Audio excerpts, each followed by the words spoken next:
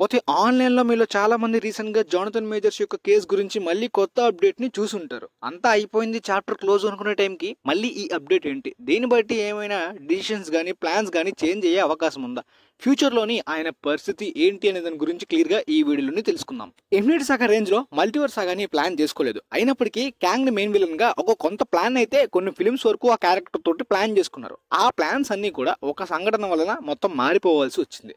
ఇప్పుడు ఆ ప్లాన్స్ మొత్తాన్ని మార్చేసి కొత్త ప్లాన్స్ వల్ల ఎంసీయూ చాలా ప్రాబ్లమ్స్ ని ఫేస్ చేసింది. చాలా ప్రాజెక్ట్స్ పెండింగ్ లో పడిపోయాయి, చాలా వరకు డిలే అయ్యాయి, టైటిల్స్ మార్చడం జరిగింది, స్టోరీస్ మార్చడం జరిగింది.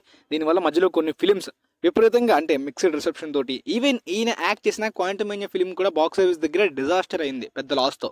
సో ఇక్కడ క్లియర్గా ఈయన ఒక్కడి కేసు వల్లనే అలా జరిగిందని చెప్పలేం. ఈయన కేసు లేకపోయినా PS4 నుండి ఆ దరిద్రం అనేది ఎంసీయూకి పట్టుకుని ఉంది. నాకు తెలిసినంత వరకు మార్చిలో అనుకుంటా క్వాంటమేనియా రిలీజ్ అయిన 1 month తర్వాత మార్చిలో తన గర్ల్ ఫ్రెండ్తో ఒక గొడవ జరిగిందనే ఇష్యూతో వెంటనే ఈయన్ని లాకప్లో వేసేసారనమాట ఒక రోజంతా కూడా. తర్వాత బయటకు వచ్చారు. తర్వాత ఆ కేసు అలానే నడుస్తూ ఉంది. ఈ ఇష్యూ చాలా మందికి డౌట్స్ రైజ్ అయ్యేలా చేసే, మరి ఈయన ఎంసీయూలో కంటిన్యూ అవుతాడా, ఈ ఇష్యూస్ వల్ల ఆయన్ని కాస్టింగ్ నుండి తొలగిస్తారా, మరి మెయిన్ విలన్ గా క్యాంగ్ పరిస్థితి రీకాస్టింగ్ ఇంకొక యాక్టర్ తో చేస్తారనే డౌట్స్ మొదలయ్యాయి అనమాట. ఇన్ఫాక్ట్ సేమ్ టైమ్ లోనే ఈయన ఫిలిం క్రీడ్ 3 లో కూడా యాక్ట్ చేశారు. ఆ క్రీడ్ 3 కూడా క్రిటికల్ గా కమర్షియల్ గా మంచి బాక్స్ ఆఫీస్ రిసెప్షన్ కూడా అందుకుంది. సో ఈయనకి చాలా మంచి బ్రైట్ ఫ్యూచర్ హాలీవుడ్ లో ఉందనే ఫీలింగ్ వచ్చింది. ఎందుకంటే మంచి టాలెంటెడ్ యాక్టర్, మంచి రోల్స్ పడుతున్నాయి, అలా రైజ్ అవ్వచ్చు అని చెప్పి. కానీ ఈ ఇష్యూ తర్వాత అంతా కూడా నార్మల్ అయిపోయి ఈయన తప్పు ఏది లేదు అన్నట్టు కూడా ఒక రిపోర్ట్ వచ్చింది. కానీ ఈయన డైరెక్ట్ గా లైవ్ లో ట్రయల్ కి అటెండ్ కాలేదు. అయినా ఆన్లైన్లో చాలా మంది సోషల్ మీడియాలో అయితే మాత్రం ఈయన మంచివాళ్ళనే ఉన్నాడు, తప్పు చేయలేనట్టుంది. ఎందుకంటే జానీ డెప్ లాగా కెరీర్ పీక్లో వెళ్తున్న టైంలో తన గర్ల్ ఫ్రెండ్ ఇరికిస్తుందేమో ఏదో పర్సనల్ ప్రాబ్లమ్స్ వల్ల అని కూడా చాలా మంది అనుకున్నారు. కానీ కొన్ని మంత్స్ ట్రయల్స్ తర్వాత ఒక్కొక్క ప్రూఫ్స్ ఈయనకి ఎగ్నెస్ట్గా రావడంతో కంప్లీట్లీ అలా ఈయన కేసుని ఓడిపోయారు. ఆ తర్వాత మార్వెల్ ఈయన్ని గ్యాంగ్ క్యారెక్టర్ నుండి ఫైర్ చేశారనమాట. కాకపోతే చాలా వరకు యాక్టర్స్ చనిపోతే ఇంకొక యాక్టర్స్ తో కాస్టింగ్ చేస్తే బాగోదు, కానీ ఇక్కడ యాక్టర్ ని తొలగించిన తర్వాత రీకాస్టింగ్ చేసే పాసిబిలిటీస్ ఉన్నాయని కూడా రిపోర్ట్స్ వచ్చాయన్నమాట.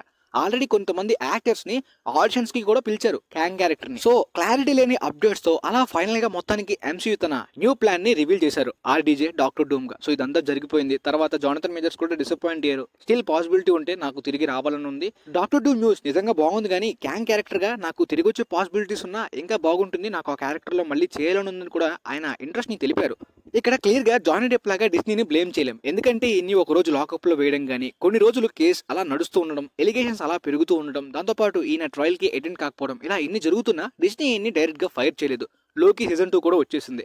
అప్పటిదాకా క్యాంగ్ అన్నట్టే మనకి అంతా కూడా స్టోరీ కంటిన్యూ అయింది. కానీ సడన్ గా 2 months తర్వాత అనుకుంటా మొత్తం అంతా కూడా మారిపోయింది. సో ఇక్కడ డిస్నీ వెయిట్ చేసింది ఈయన కేసులో ఓడిపోయే వరకు. ఎప్పుడైతే ఈయన కంప్లీట్లీ గిల్టీ అని ప్రూవ్ అయిందో అప్పుడే డిస్నీ ఈయన్ని తొలగించేసి రీకాస్టింగ్ చేద్దామనే కొత్త ఐడియాస్ తెచ్చినప్పటికీ తర్వాత మొత్తం అంతా ప్లాన్ ని మార్చేసి ఆర్డీజే డాక్టర్ డూమ్ ని తీసుకొచ్చారు. వాళ్ళ కమర్షియల్ ప్లాన్ అంతా కూడా బాగానే ఉందన్నమాట. కంప్లీట్లీ వాళ్ళు బ్యాడ్ గా బిహేవ్ చేశారని చెప్పలేం. కాస్త టైం ని వెయిట్ చేశారు ఈయన గురించి. అండ్ చాలా మంది ఎజ్రా మిల్లర్ తోటి కంపేర్ కూడా చేశారు. ఎజ్రా మిల్లర్ చాలా తప్పులు చేశాడు, పరారు కూడా అయిపోయాడు, తర్వాత మళ్ళీ తిరిగి వచ్చాడని చెప్పి.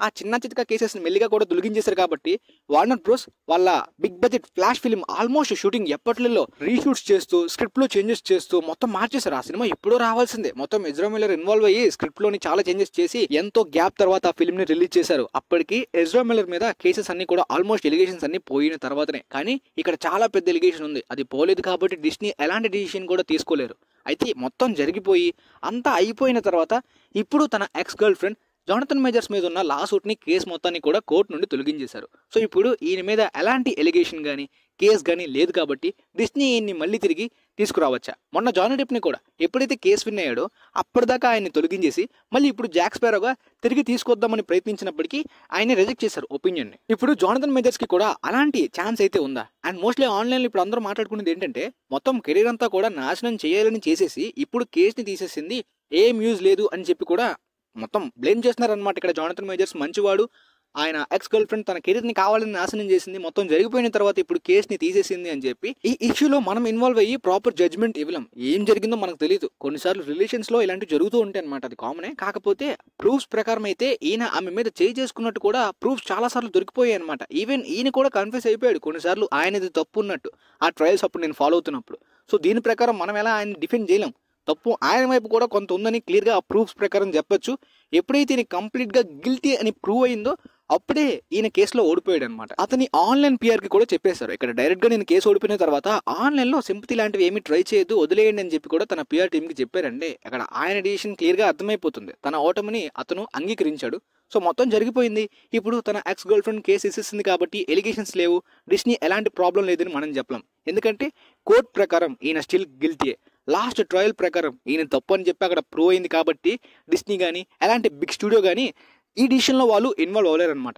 అలానే నీకు సినిమా ఛాన్సెస్ రావా అంటే వస్తాయి, ఖచ్చితంగా వస్తాయి. కొన్ని నార్మల్గా అలా వస్తూ ఉంటాయి అనమాట, చిన్న చిన్నవి. కానీ ఇప్పుడు డిస్నీ లాంటి పెద్ద స్టూడియో ఇలాంటి ఎలిగేషన్స్ ఉన్న యాక్టర్ని తీసుకోవాలనుకుంటే మాత్రం ఖచ్చితంగా ఒక ఇష్యూ అయితే ఉంటుంది. జానీ డెప్ అయితే మాత్రం క్లియర్గా కేసుని గెలిచేశాడు, అతనిది ఎలాంటి తప్పు లేదని చెప్పి కోర్టు తీర్పు ఇచ్చింది. కానీ ఇక్కడ జానథన్ మేజర్స్ ప్రకారం కోర్టు ఎలాంటి తీర్పు కూడా ఇవ్వలేదన్నమాట. ఆమె తన లాసూట్ కేసుని అయితే తీసేసింది, ఎందుకులే అయిపోయిందంతా అయిపోయింది, తనకి పనిష్మెంట్ జరిగింది కదా ఇంకెందుకని చెప్పి తీసేసింది తప్పించి అలా ఆమె తీసేసిందని చెప్పి కావాలని చేసినట్టు ఇదేంటి కూడా కోర్టు ప్రకారం కూడా రాంగ్ అని ప్రూవ్ అవ్వదు. స్టిల్ ఆయన గిల్టీ. ఆఫ్ కోర్స్ క్యాంగ్ అవసరం ప్రెసెంట్ ఎంసీలో కూడా ఉంది. డాక్టర్ డూమ్ వచ్చేసినంత మాత్రాన క్యాంగ్ ని క్లియర్ గా తొలగించేసినట్టు కాదు కదా. క్యాంగ్ కి సంబంధించిన ఒక సీన్స్ కానీ డాక్టర్ డూమ్ క్యాంగ్ ని ఓడించి తను మెయిన్ విలన్ గా ఎలా అయ్యాడని ఒక ప్రాపర్ క్లారిటీ ఇవ్వడానికైనా సరే క్యాంగ్ అవసరం ఉంటుంది. ఒక స్మాల్ క్యామియోగా అయినా సరే కొంత యూజ్ చేసుకోవడానికి. ఎందుకంటే కౌన్సిల్ ఆఫ్ క్యాంగ్స్ అంత బిల్డప్ మనకి క్వాంటమేనియా క్రియేట్ సీన్స్ లో ఇచ్చిన తర్వాత వాళ్ళందరూ ఏమయ్యారు, ఏం జరిగిందని ఒక క్లారిటీ ఇవ్వాలి కదా ఎంసీలోని. సో దాని గురించి అని ఇప్పుడు జానథన్ మేజర్స్ ని తీసుకోవచ్చా అంటే లేదు. డిస్నీ అయితే మాత్రం కోర్టు తీర్పునే ఫస్ట్ ప్రిఫర్ చేస్తుంది కాబట్టి ఈయన మళ్ళీ తిరిగి తీసుకునే ఛాన్సెస్ లేవు, ఎందుకంటే ప్లాన్స్ అన్ని మారిపోయాయి. ఒకవేళ ఇప్పుడు ఈమె లాసూట్ కేసుని తీయకపోయినా సరే డిస్నీ ఏం ప్లాన్ చేసింది, డాక్టర్ డూమ్ వస్తున్నాడు, ఎవరో ఒక క్యారెక్టర్తో రిప్లేస్ చేయాలంటే వాళ్ళు రిప్లేస్మెంట్కి ఏది కావాలి జానథన్ మేజర్స్ లేకుండా అని క్రియేట్ చేశారు. ఫర్ ఎగ్జాంపుల్ ఒక యంగ్ యాక్టర్ని యంగ్ క్యాంగ్గా తీసుకొని డాక్టర్ డూమ్ అతన్ని ఓడించి మెయిన్ విలన్ గా అయ్యాడు అనుకోండి, అదే ప్లాన్ ని స్టిల్ వీళ్ళు ప్రొసీడ్ అవుతారు. ఈ లాసూట్ కేసు పోయిందని చెప్పి మళ్ళీ ప్లాన్స్ చేసే అవకాశం ప్రస్తుతానికి అయితే లేదనమాట. మనం అంటే లాజిక్ ప్రకారం అయితే ఇది మీకు క్లియర్ గా అర్థం కావాలని మొత్తం అంతా చెప్పా. ఎందుకంటే చాలా మంది కేసు ఏం జరిగింది ఎలా అయిందని కూడా మర్చిపోతారు కాబట్టి ప్రతి ఒక్కటి కూడా స్టార్టింగ్ నుండి ఎండింగ్ వరకు చెప్పా ఒక క్లారిటీ రావడానికి. ఆన్లైన్లో ఏదైతే న్యూస్ చూసి మిస్గైడ్ అవ్వకండి. మ్యాక్సిమం నేను ఫాలో అయ్యే మెయిన్ రిపోర్టర్స్ నుండి ఏదైనా అప్డేట్ వస్తే ఖచ్చితంగా మీకు ఇన్ఫార్మ్ చేస్తాను. ఒకవేళ ప్లాన్స్ మారినట్టయితే మాత్రం షూటింగ్ టైంలో ఖచ్చితంగా మీకు ఇన్ఫార్మ్ చేస్తాను. షూటింగ్ టైంలో లీక్స్ కూడా మనకి క్లియర్గా వచ్చేస్తే ఏం తీస్తున్నారు, స్క్రిప్ట్ ఏ విధంగా ప్లాన్ చేస్తున్నారు అని కూడా తెలిసిపోతుంది. సో ప్రాబ్లం ఏమీ లేదనమాట.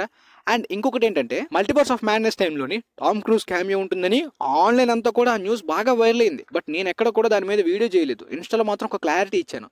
యాజ్ ఆఫ్ నో అదొక రూమర్ మాత్రమే, బాగా స్ప్రెడ్ అవుతుంది, రిపోర్ట్స్ వచ్చాయి. కాకపోతే ఒక సాలిడ్ ప్రూఫ్ అంటూ సాలిడ్ సోర్స్ నుండి నమ్మసక్యంగా మనకి ఏమీ లేదు కాబట్టి నమ్మలేం.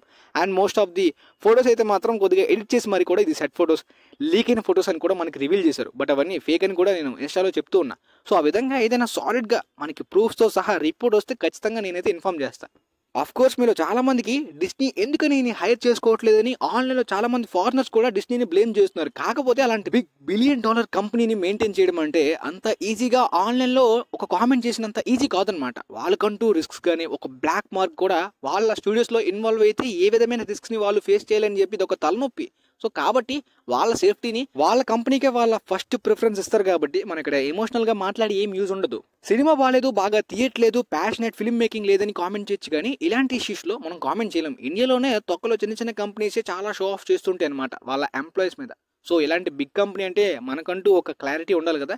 సో మొత్తానికి ఇది గైస్, జానథన్ మేజర్స్లోని యాక్టింగ్ టాలెంట్ చాలా గట్టిగా ఉంది, అందులో నో డౌట్. అండ్ కొన్ని ఫిల్మ్స్ ఛాన్సెస్ కూడా దొరుకుతున్నాయి కాబట్టి మళ్ళీ కంబ్యాక్ ఇచ్చే అవకాశం ఉందా, పర్సనల్గా ఆయన లైఫ్ మనకు అనవసరం, ప్రొఫెషనల్గా ఛాన్స్ అయితే ఉందా ఆయన టాలెంట్ బట్టి అనేది చూడాలి మరి. సో మీకైతే న్యూస్ క్లారిటీగా అర్థమైంది అనుకుంటా. మీ ఫ్రెండ్స్లో ఎవరికైనా ఈ న్యూస్ మీద డౌట్స్ ఉంటే వాళ్ళకి కూడా వీలైతే షేర్ చేయండి, మాక్సిమం వాళ్ళకి కూడా యూజ్ అవ్వచ్చు అనుకుంటున్నాను. And thanks for watching guys.